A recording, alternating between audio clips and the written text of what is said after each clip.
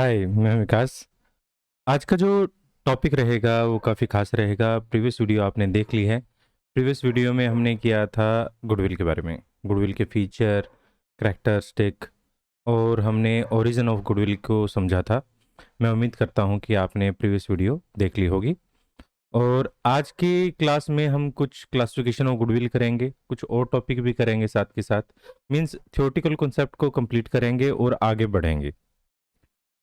मैं उम्मीद करता हूँ कि आपको क्लासेस अच्छे से समझ आ रही हैं, और फिर भी ना समझ आ रही हो, कोई भी टॉपिक हो, कोई भी डाउट हो ऐसा जो आपको समझ नहीं आ रहा है, तो आप हमें कमेंट करके लिख सकते हैं या फिर आप मुझे मैसेज कर सकते हैं। तो चलिए क्लास को शुरू करते हैं। Classification of goodwill. Previous video में हमने अब तक कुछ टॉपिक्स देखे थे। जिस तरह से हमने करैक्टरिस्टिक्स और फीचर्स ऑफ गुडविल समझा था। इसके अलावा हमने फैक्टर्स अफेक्टिंग गुडविल समझा था, मीनिंग ऑफ गुडविल समझा था। आज की इस वीडियो में हम कुछ आगे बढ़ेंगे और समझेंगे क्लासिफिकेशन ऑफ गुडविल। देखिए, अगर गुडविल को क्लासिफाई किया जाए, गुडविल को दो प्रकार से क्लासिफाई किया जा सकता है। पहला है हमारे पास परचेज्ड गुडविल, जो आपको दिखाई दे रही है, उस तरफ दिखाई दे रही है परचेज्ड गुडविल। और दूसरा आपको दिखाई दे रही है सेल्फ जनरेटेड गुडविल, जो बिल्कुल ऊपर की तरफ दिखाई दे रही है। परचेज्ड गुडविल और सेल्फ जनरेटेड गुडविल क्या है? जैसे कि नाम से पता चलता है, परचेज्ड गुडविल का मतलब है जो गुडविल हमने परचेज की है। ठीक है। अगर हम परचेज गुडविल के बारे में बात करें तो purchase goodwill is goodwill which is acquired by making payment, जिससे पेमेंट करके हमने खरीदा है। पेमेंट करके कैसे खरीदा है, समझिए इस बात को। मान लीजिए आप X Y Z limited business जो है, एक्स वाई जेड बिजनेस खरीदते हो, और एक्स वाई जेड के जब बिजनेस को खरीदते हो तो उसकी बैलेंस शीट इस तरह से दिखाई दे रही है आपको। उसकी बैलेंस शीट में आपको फिक्स एसेट दिखाई दे रही है 10 लाख रुपए की। उसकी बैलेंस शीट में आपको करंट एसेट दिखाई दे रही है 2 लाख रुपए की। इस तरह से टोटल एसेट जो है वो 12 लाख है। दूसरी तरफ आपको इक्विटी दिखाई दे रही है 8 लाख रुपए की, और लायबिलिटी दिखाई दे रही है 4 लाख रुपए की। अगर आप इस बिजनेस की नेट एसेट्स को देखो, नेट एसेट का मतलब asset minus liabilities. Total asset हमारे पास हुई 12 लाख रुपए की, जिसमें से आप करंट लायबिलिटीज या लायबिलिटीज को लेस कर दें तो आपकी नेट एसेट जो रहेगी वो 8 लाख रुपए रहती है। ठीक है। आप इस बिजनेस को परचेज कर लेते हैं 15 लाख रुपए में। तो आपने 8 लाख रुपए का बिजनेस 15 लाख में खरीदा है। तो जो आपने एक्स्ट्रा पे किए हैं, एक्स्ट्रा मनी जो आपने पेड किया है, वो क्या माना जाएगा? वो गुडविल माना जाएगा। आपने इस गुडविल के लिए पैसे दिए हैं, इस वजह से इस गुडविल को आप क्या कहते हैं? परचेज्ड गुडविल कहते हैं। अब अगर हम परचेज्ड गुडविल की बात करें, गुडविल इज जो हमने परचेज की है, एक्वायर की है, पेमेंट करने के बाद एक्वायर की है। तो आप इस गुडविल को अपने अकाउंट्स में कैसे दिखाओगे? आप इस गुडविल को अकाउंट में ऐसे दिखाओगे, आपने इस बिजनेस को एक्स वाई जेड के बिजनेस को जो परचेज किया, तो आपने फिक्स एसेट खरीदी है 8 लाख रुपए की, और आपने पेमेंट की है 7 लाख रुपए गुडविल के लिए। इस तरह से आप अपने अकाउंट में शो करोगे। तो इसके साथ दो तीन बातें और पता चलती हैं। परचेज गुडविल वो गुडविल है जिसके लिए आपने पेमेंट की है। परचेज गुडविल वो गुडविल है जो आपके अकाउंट में एसेट साइड में आपको नजर आ रही है। अगर आपके अकाउंट में एसेट साइड में कोई गुडविल नजर आ रही है तो वो जरूर कौन सी गुडविल होगी? परचेज गुडविल होगी। परचेज गुडविल की कुछ और खासियत भी है। जैसे पहली तो हम कर चुके थे कि हमने पेमेंट की है। दूसरा, purchase goodwill arise on purchase of a business, एक बिजनेस के परचेज करने से अराइज होती है। परचेज गुडविल इज रिकॉर्डेड, इसे रिकॉर्ड किया जाता है इन बुक ऑफ अकाउंट। किस साइड किया जाता है? एसेट में किया जाता है। बैलेंस शीट में आपको एसेट के रूप में परचेज गुडविल नजर आएगी। Purchase goodwill is amortised as earliest but not later than useful economic life. इसका मतलब यह है कि जो हमारी परचेज गुडविल होती है उसे धीरे धीरे हम रिटर्न ऑफ करते हैं। जैसे मान लीजिए आपने गुड बिजनेस परचेज किया, X Y Z business purchase किया, और आपने 7 लाख रुपए आपने गुडविल के रूप में दिए। इसका मतलब क्या है? इसका मतलब ये है कि आप आने वाले सालों में इनके पुराने नाम का, देखिए अब इसको थोड़ा समझाने की जरूरत पड़ गई है। देखिए, जब आप कोई बिजनेस परचेज करते हैं, जब आप कोई बिजनेस परचेज करते हैं तो होता क्या है? आपका बिजनेस, जब बिजनेस परचेज किया और उसकी एसेट्स परचेज की, दोनों में फर्क है। जब आपने बिजनेस परचेज किया तो आपने उसकी एसेट के साथ साथ उस फर्म का नेम परचेज किया है, उस फर्म के नेम के साथ उसके कस्टमर का रिलायंस, उसके कस्टमर का विश्वास परचेज किया है। आपके पास पुराने कस्टमर आएंगे क्योंकि वो कस्टमर उस बिजनेस से जुड़े हुए हैं। अब होगा क्या, अगर आप उस बिजनेस को अच्छे से चला पाए तो आप उस कस्टमर को रिटेन कर लेंगे, बट अगर आप उस बिजनेस को अच्छे से नहीं चला पाए तो आप रिटेन नहीं कर पाएंगे। यानी मान लीजिए मैं एक बिजनेसमैन हूं, मैं एक पुराने बिजनेस को खरीदता हूं। जब मैं एक पुराने बिजनेस को खरीदता हूं तो पुराना ग्राहक उससे जो जुड़ा हुआ है वो मेरे पास आएगा, ठीक है। अब धीरे धीरे ग्रेजुअली क्या होगा, ग्रेजुअली ये होगा कि पुराने ग्राहक जो पुराने मालिक को जानते थे, जो पुराने बिजनेस को जानते थे, वो ग्राहक मुझ पर विश्वास करने लग जाएंगे। धीरे धीरे पुराना नाम जो है वो खत्म हो जाएगा और नया नाम जुड़ना शुरू हो जाएगा। मैं पुरानी गुडविल के सहारे कुछ सालों तक प्रॉफिट कमा सकता हूं, through out the life profit नहीं कमा सकता, क्योंकि जो नए ओनर होंगे उनकी एफिशिएंसी से हो सकता है और गुडविल बढ़े। तो इस वजह से जो गुडविल होगी, यानी पुरानी, हमने कोई बिजनेस परचेज किया, परचेज करने के बाद हमने उसके लिए गुडविल पे की। जब गुडविल पे की तो हमने, जब गुडविल पे करने के बाद अब बिजनेस को चलाना शुरू किया, धीरे धीरे पुराने जो ओनर थे उनकी गुडविल कम हो जाएगी और हमारी गुडविल बढ़ जाएगी, हमारी गुडविल बढ़ जाएगी। इस वजह से हम जो पुरानी गुडविल होती है उसे धीरे धीरे राइट ऑफ करना शुरू कर देते हैं कि हाँ जी, हमने 7 लाख रुपए बिजनेस में पहले गुडविल दी थी, तो हम मानते हैं पुराने जो ओनर है उनके नाम से हम 5 साल कमा पाएंगे या 7 साल कमा पाएंगे। तो 1-1 लाख रुपए 7 साल अगर मानते हैं तो 1 लाख रुपए हर साल हम धीरे धीरे कम करते जाते हैं और ये मान लेते हैं कि हमने पूरी तरह से उस गुडविल को राइट ऑफ कर लिया। अब हमारा नाम जो है बिजनेस में चल रहा है। मैं उम्मीद करता हूं कि ये बात आपको अच्छे से समझ आई होगी।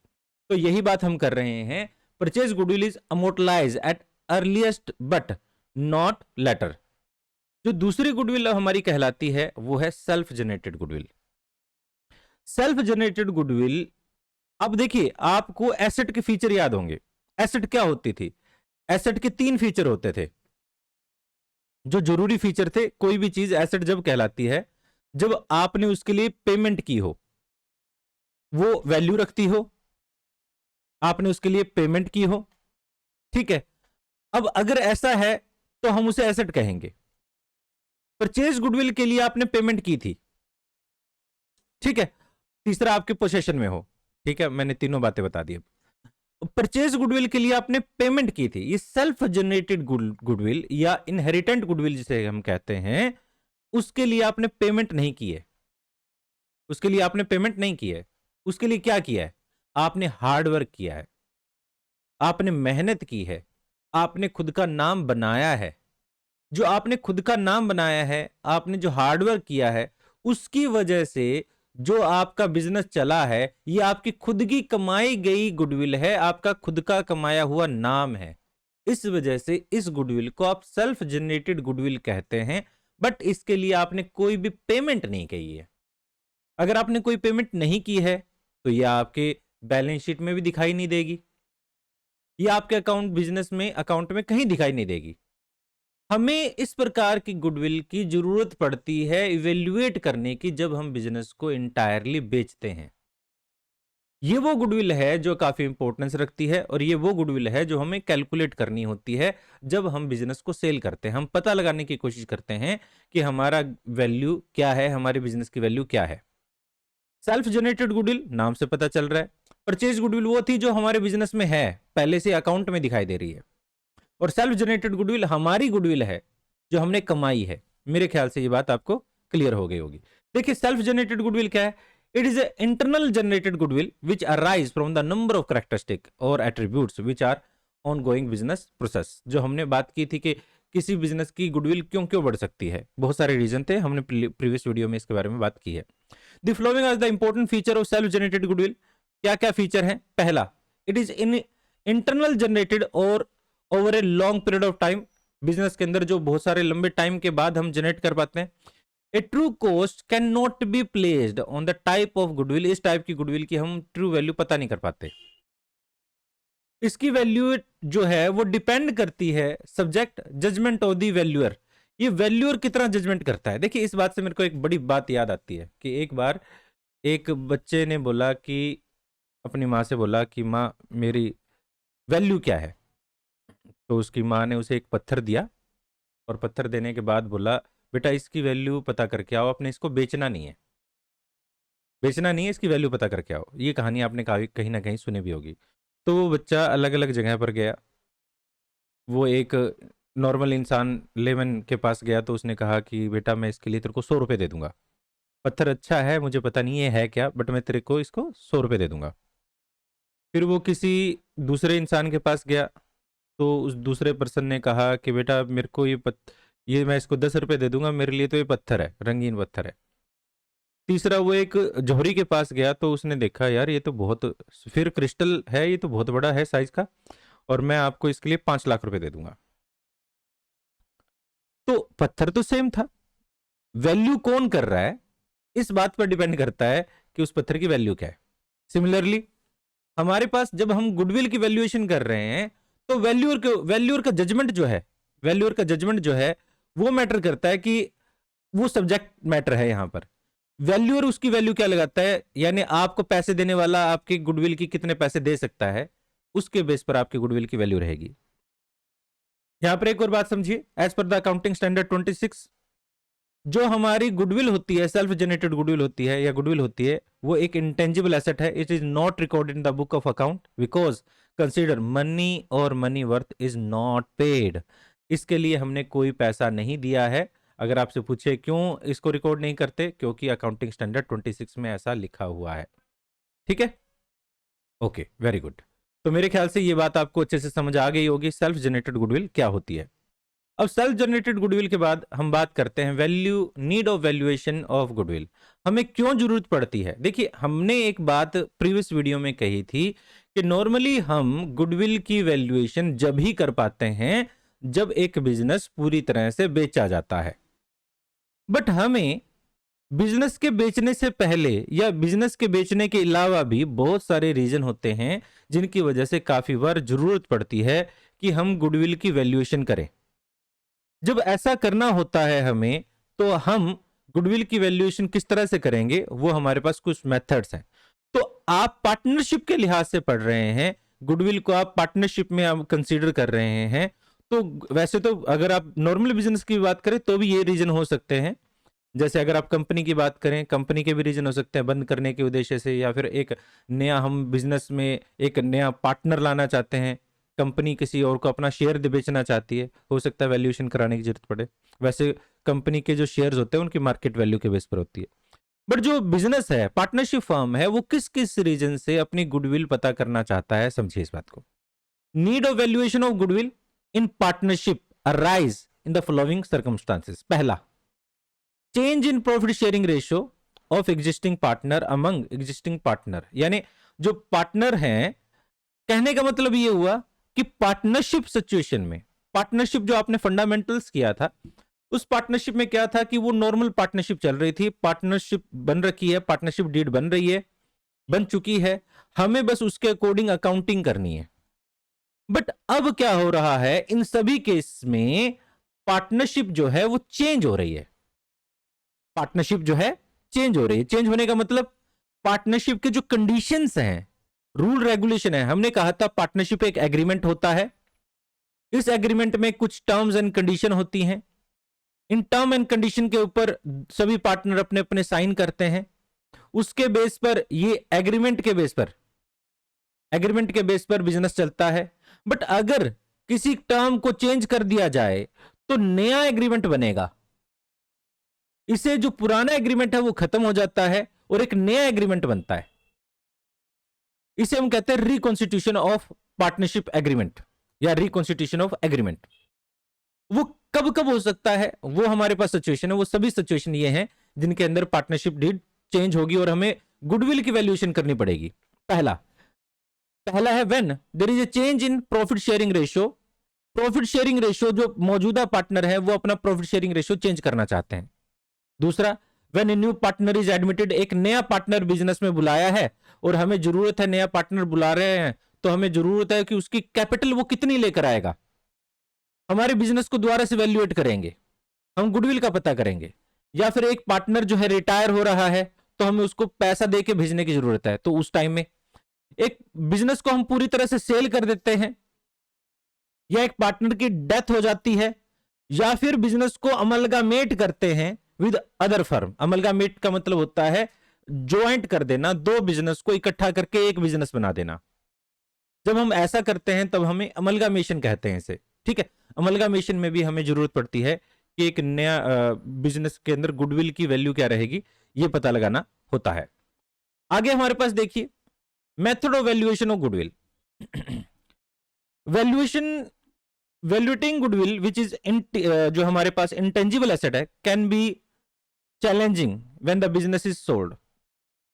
हमारे पास बिजनेस जब नॉर्मली हम बेचा जाता है तो नॉर्मली हम बिजनेस की गुडविल को पता करते हैं। Value of goodwill is typically determine an agreement between the seller and buyer. एक बायर और सेलर के बीच में एक एग्रीमेंट होता है, उसके बेस पर देखिए। अब यहां पर मान लीजिए आप अपनी बिजनेस की वैल्यू कहते हैं भैया मैं तो 100 करोड़ वैल्यू करता हूं, और सेलर कहता है भैया मैं तो इतने दे ही नहीं सकता। तो आपके बिजनेस की वैल्यू आप कितना मर्जी कर लें, वो सेलर और बायर दोनों के ऊपर डिपेंड करता है कि आप बिजनेस की वैल्यू क्या लगाना चाहते हैं। तो अब बायर और सेलर एक दूसरे के साथ वैल्यू का पता लगाएंगे। पता लगाने के लिए हमारे पास नॉर्मली 3 मेथड्स हैं। 3 मेथड हैं। अगर आप आगे भी जाते हो यानी बीकॉम में पढ़ते हो, आप आगे क्लासेस में पढ़ोगे तो भी हमारे पास ये 3 ही मेथड रहेंगे।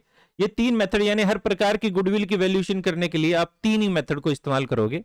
पहला है हमारे पास एवरेज प्रॉफिट मेथड, दूसरा है हमारे पास सुपर प्रॉफिट मेथड, और तीसरा है हमारे पास कैपिटलाइजेशन मेथड। बट जो फाइनल वैल्यू होती है may depend on the various factors such as industry, industrial reputation, economic climate. इन बहुत सारी फैक्टर पर डिपेंड करता है कि फाइनली आप कितना देना चाहते हो। बट यहां पर अगर हम वैल्यूएशन करेंगे तो हम इन 3 मेथड से पता लगाएंगे ये 3 मेथड कौन से हैं और इन 3 मेथड से हम किस तरह से गुडविल की वैल्यूएशन कर सकते हैं। तो हमारे पास सबसे पहला मेथड हमारे पास है एवरेज प्रॉफिट मेथड। देखिए एवरेज प्रॉफिट मेथड को गुडविल पता करना बहुत ही आसान है, बहुत ही ज्यादा आसान। यहां एवरेज प्रॉफिट पता करेंगे और उसको नंबर ऑफ ईयर परचेज से गुना कर देंगे, ठीक है। व्हेन बायर कंसीडर, अब देखिए यहां पर एक बात का ध्यान रखने वाली बात यह है, पुराना प्रॉफिट एक बिजनेस के लिए बहुत ज्यादा वैल्यूएशन रखता है। यह माना जाता है कि जो पुराना प्रॉफिट होगा वैसे ही एक नेचर है। मान लीजिए मैं पिछले सालों में 2 लाख कमा रहा था तो मैं हो सकता है इस साल भी 2 लाख कमाऊं।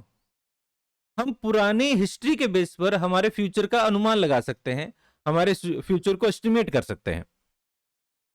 तो जो फ्यूचर होता है हमारा वो हमारे पास्ट परफॉर्मेंस के ऊपर बेस्ड होता है।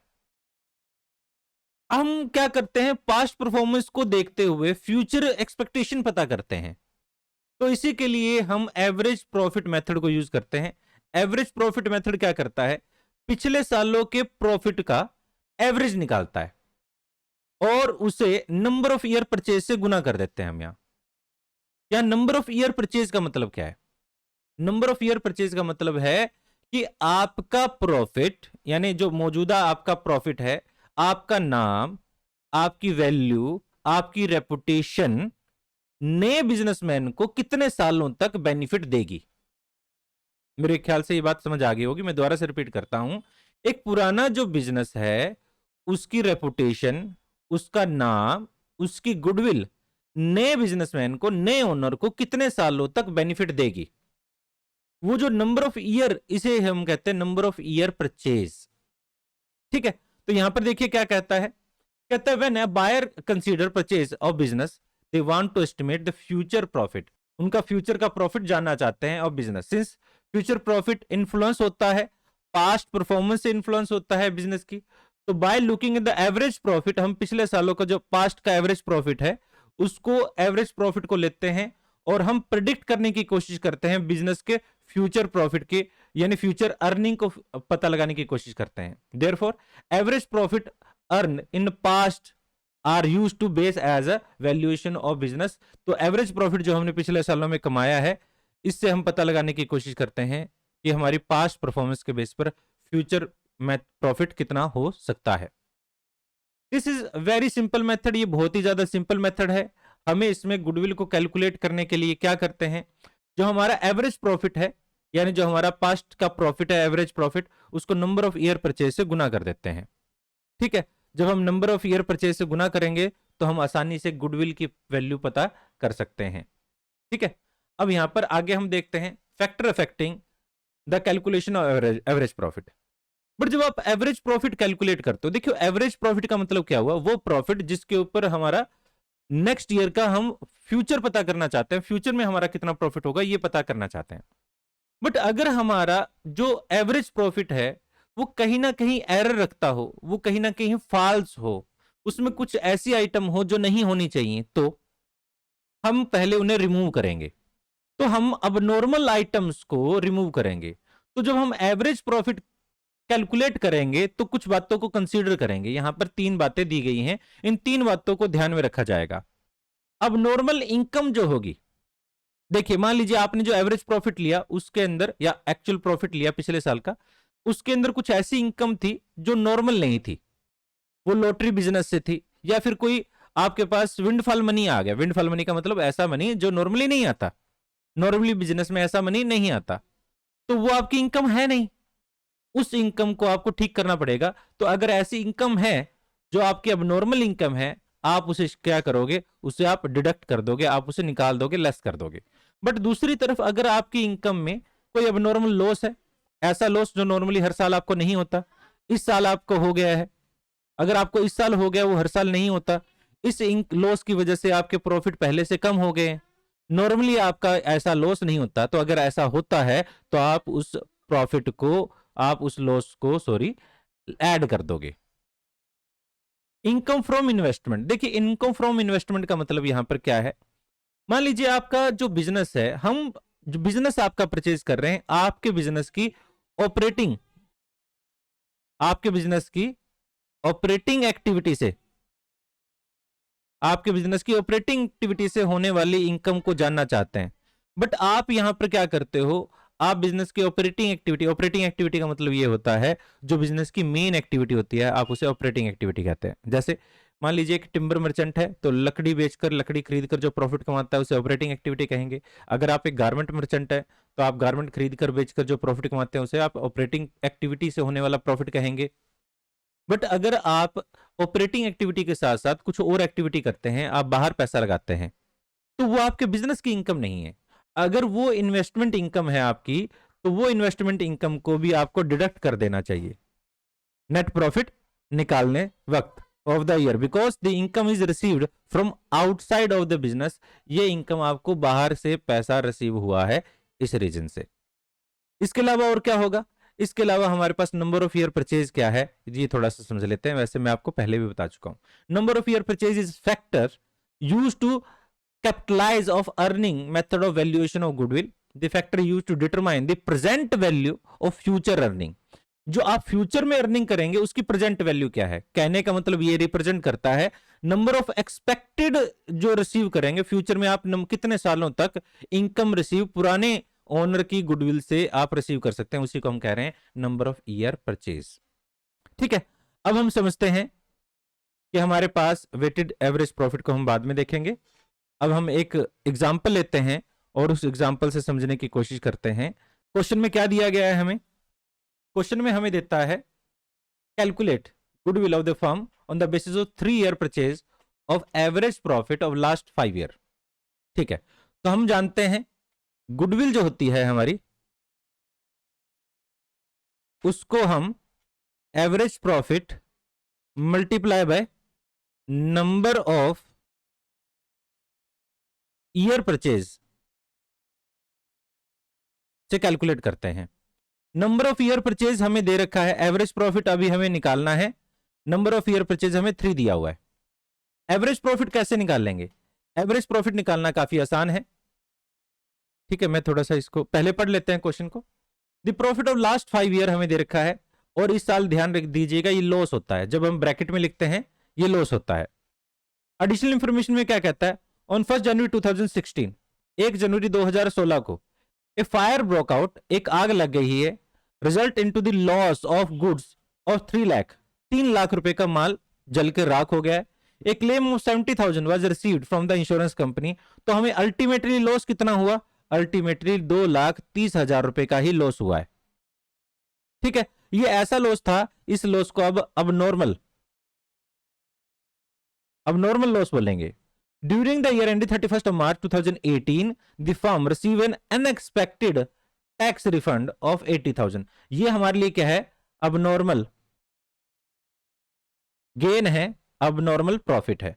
ठीक है, अब हम पता करते हैं गुडविल कैसे पता करेंगे, गुडविल कैसे कैलकुलेट की जाएगी। देखिए, तो हमारे पास 2000, मैं इसको यहां से, इसको चलो 2013-14 को अगर हम बात करें तो हमारे पास 4 लाख प्रॉफिट था। ठीक है, 2014-15 को देखें तो हमारे पास 5 लाख प्रॉफिट है। 2015-16 को देखें तो 15-16 में क्या हुआ है, हमारे पास 60,000 लॉस था, माइनस आइटम थी, 60,000 लॉस था। बट उसी साल हमें यहां पर क्या हो गया था, हमें प्रॉफिट, ये 2,30,000 रुपए का अब नॉर्मल लॉस हुआ था, अब नॉर्मल लॉस हुआ था। अब नॉर्मल लॉस होता है तो ऐसा लॉस है जो नॉर्मली नहीं होता, इसे हम क्या करेंगे, ऐड कर देंगे 2,30,000 रुपए को। 2,30,000 रुपए को ऐड करें तो हमारे पास इस साल एक्चुअल प्रॉफिट कितना था, एक्चुअल प्रॉफिट हमारा 70,000 था। उसके बाद 2016-17 में बात करें, 2016-17 में हमारे पास 1,50,000 रुपए प्रॉफिट था। 2017-18 में देखें तो 2,50,000 रुपए हमारे पास प्रॉफिट था। बट उस साल कोई अनएक्सपेक्टेड इनकम रिसीव हुई थी हमें, उसको हम घटा देंगे, 80,000 रुपए को घटा देते हैं। तो घटाने के बाद हमारे पास एक्चुअल में 1,70,000 का ही इस साल प्रॉफिट हुआ था। तो आप यहां पर 1 2 3 4 5 सालों का टोटल कर लेते हैं, टोटल करने पर 13,90,000 रुपए हमें रिसीव होता है, टोटल प्रॉफिट होता है। एवरेज कैसे निकालते हैं, बड़ा ही आसान होता है। एवरेज निकालना बड़ा ही आसान है। जो प्रॉफिट है 13,90,000 रुपए, उसे नंबर ऑफ ईयर से डिवाइड कर देते हैं। तो हमारे पास 5 से डिवाइड कर दें तो हमारे पास 2,78,000 रुपीज हमारा एवरेज प्रॉफिट आ गया। तो एवरेज प्रॉफिट यहां पर हमने निकाल लिया है 2,78,000 रुपीज। तो 2,78,000 को आप 3 से मल्टीप्लाई कर दें तो हमारे पास 8,34,000 रुपीज हमारी वैल्यू ऑफ गुडविल आ जाती है। ये वैल्यू ऑफ गुडविल हो जाएगी। मैं उम्मीद करता हूं कि यह बात आपको अच्छे से समझ आई होगी। यही हमारी क्या है, गुडविल है। अगर क्वेश्चन में कोई भी डाउट है तो प्लीज मुझे एक बार जरूर बताएं। ठीक है, एक और क्वेश्चन करते हैं जिससे आपको थोड़ा सा और ज्यादा क्लियर होगा। देखिए क्वेश्चन नंबर 4, देखिए क्वेश्चन नंबर 4 क्वेश्चन नंबर 4 आपको दिखाई दे रहा है। देखिए क्वेश्चन नंबर 4 हमें क्या कहता है। आज की क्लास थोड़ी सी लंबी है, बट आप इससे घबराएं ना, क्लास नॉर्मली लंबी होंगी, जरूरत पड़ने पर क्लास से लंबी भी होंगी। देखो, A B are partner sharing profit equally, A और बी पार्टनर है, इक्वल प्रॉफिट शेयरिंग कर रहे हैं, यानी 1:1 प्रॉफिट शेयरिंग कर रहे हैं। They agree to admit C as a equal share. एक नए पार्टनर को बुलाते हैं इक्वल शेयर के रूप में। For the purpose goodwill is valued at ₹150 of average annual profit of last 5 year. यानी हमारा गुडविल का हम क्या करेंगे, गुडविल हमारी कितनी होगी, गुडविल हमारी होगी जो एवरेज एनुअल प्रॉफिट लेंगे, एवरेज प्रॉफिट लेंगे और उसका 150% कर देंगे, ये हमारी गुडविल होगी। हमें नीचे 2015, 16, 17, 18, 19 ये प्रॉफिट और लॉस देता है। लॉस सिर्फ और सिर्फ 2018 में हुआ है हमें। आगे कहता है ड्यूरिंग द ईयर एंडेड 31 मार्च 2016, यानी इस साल के बारे में बात करता है। An asset of the original cost और 2 lakh which was book value 1,50,000 sold at 1,24,000। हमारी एक एसेट थी जिसकी बुक वैल्यू, देखिए हमारी एक एसेट थी जिसकी बुक वैल्यू 1,50,000 थी, उसको हमने 1,24,000 में बेच दिया है। तो 1,24,000 में बेचा तो देखा जाए हमारे पास 26,000 रुपए का यहां पर लॉस हुआ है। ठीक है, ये हमारा अब नॉर्मल लॉस माना जाएगा। आगे देखते हैं। ऑन 1 अप्रैल 2017, यानी हमारे पास इस साल में 2018 वाले 1 अप्रैल 2017 से शुरू होगा और 31 मार्च 2018 को खत्म होगा, ये वाला साल। तो इस सेकंड पॉइंट के लिए ये है, 2 computer costing ₹1 lakh were purchased and were computer was to be wrongly debited to travel expenses. हमने 2 कंप्यूटर परचेज किए और गलती से हमने उनको ट्रेवलिंग एक्सपेंसेस में डाल दिया। हमने क्या एरर किया है, हमने गलती की है, ये इस प्रकार के एरर को हम क्या कहते हैं, एरर ऑफ प्रिंसिपल। यानी हमने कैपिटल एक्सपेंडिचर को रेवेन्यू एक्सपेंडिचर की ट्रीट किया है। अगर कैपिटल एक्सपेंडिचर को रेवेन्यू एक्सपेंडिचर की तरह ट्रीट कर लें तो इससे हमारा प्रॉफिट पे इफेक्ट होता है। हम प्रॉफिट में से प्रॉफिट लॉस अकाउंट में हम ट्रेवलिंग एक्सपेंसेस में इसको हमने रिकॉर्ड कर लिया गलती से। डेप्रिसिएशन जो था इस पर 20% चार्ज करना था। डेप्रिसिएशन 20% पर एनम से रिटर्न डाउन वैल्यू मेथड से हमें इस पे चार्ज करना था। अब देखिए समझते हैं इस पूरे क्वेश्चन को। क्वेश्चन काफी इंटरेस्टिंग सा है। देखिए हम क्या करते हैं, यहां पर कुछ सालों का हम प्रॉफिट ले लेते हैं। मैं इसे यहां से पहले इसके यहां से हटा देता हूं।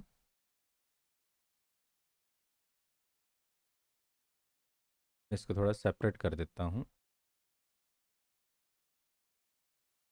यहां थोड़ा सेपरेशन किया है मैंने और कुछ नहीं किया। देखिए अब हमारे पास हम क्या कर रहे हैं, कुछ सालों का जो से जैसे हमारे पास 2015, 2016, 2017, 2018 और 2019, इन सालों का हमने प्रॉफिट ले लिया है। ठीक है, इन सालों का प्रॉफिट हम लेंगे। मैं इसको, अब देखो हमारे पास प्रॉफिट्स क्या था, प्रॉफिट हमारे पास यहां पर था 40,000, यहां था हमारे पास 60,000, यहां था हमारे पास 1 लाख, तो यहां था हमारे पास लॉस 20,000 और यहां पर था हमारे पास 1,50,000 प्रॉफिट। हाँ समझ आ रहा है या नहीं, थोड़ा सा मुझे ये बता दें। अब देखिए हम क्या करते हैं, जो पहले पॉइंट में था हमने यहां पर ऐड कर देते हैं हमारा अब नॉर्मल लॉस।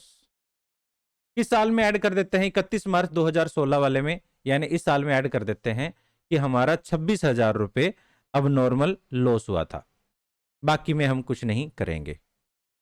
ठीक है, हमने अब नॉर्मल लॉस हुआ था, ये हमने ऐड कर दिया यहां पर।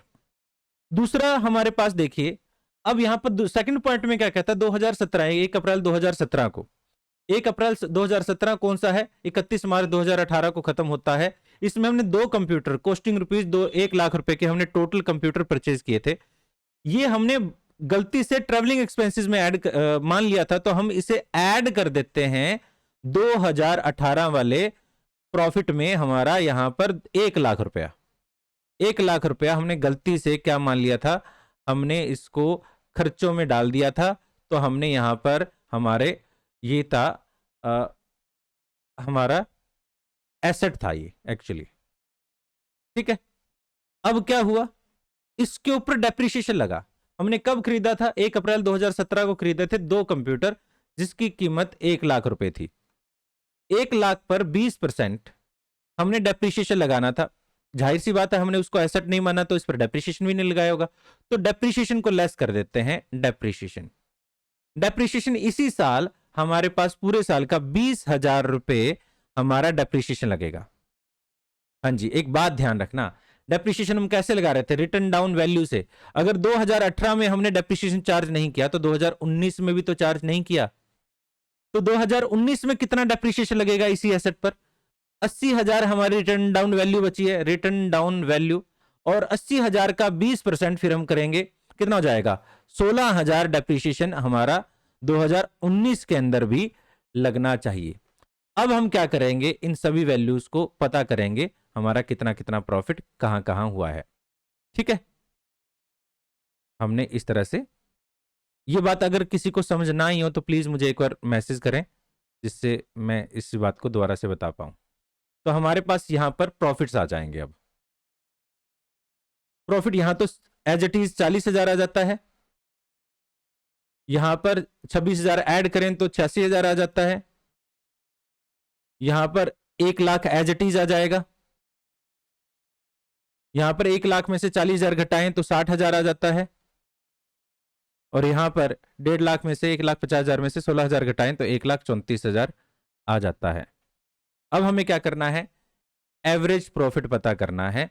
तो हम इस 40,000 को plus 86,000 plus 1 lakh plus 60,000 plus 1,34,000 को ऐड करेंगे और इसको डिवाइड कर देंगे नंबर ऑफ ईयर यानी 5 से।